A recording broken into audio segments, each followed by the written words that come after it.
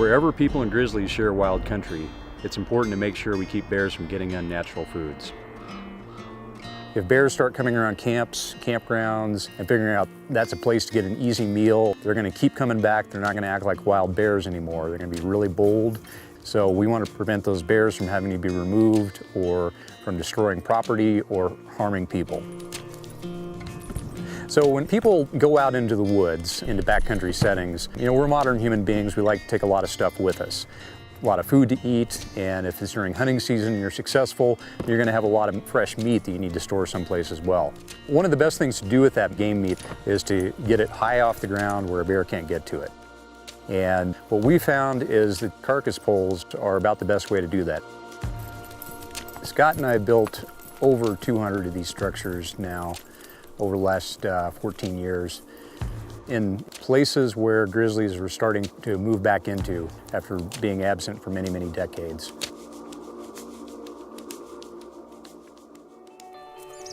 We identify areas that get a lot of use, that people repeatedly come back to camp in, and they're close to places where they're going to be able to hunt elk or other big game animals.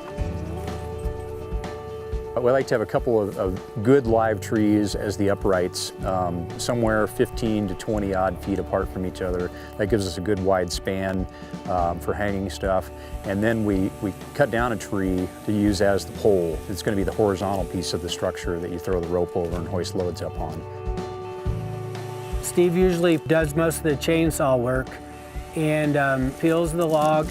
While he's doing that, I work my way up the tree to limit as I go. We use climbing gear in order to be able to attach ourselves to the tree. That allows us to move around up there and to be able to use both hands freely.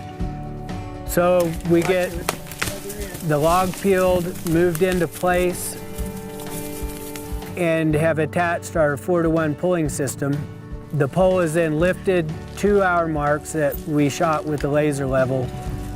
These logs can weigh 350. I would guess that this one has got to weigh well over 400 pounds.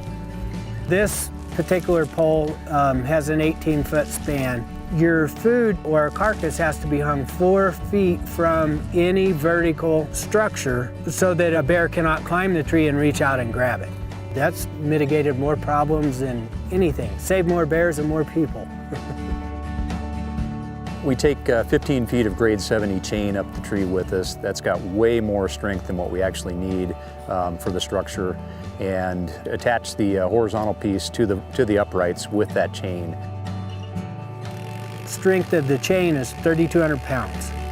And then it's wrapped at least twice completely around. This is built to be able to hang a lot of weight on. It's a pretty exciting time to be working in grizzly bear conservation.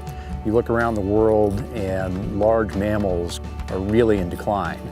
Yet here in a very populated, industrialized nation like the United States, we've actually got this Pleistocene carnivore, the grizzly bear, that is growing in population.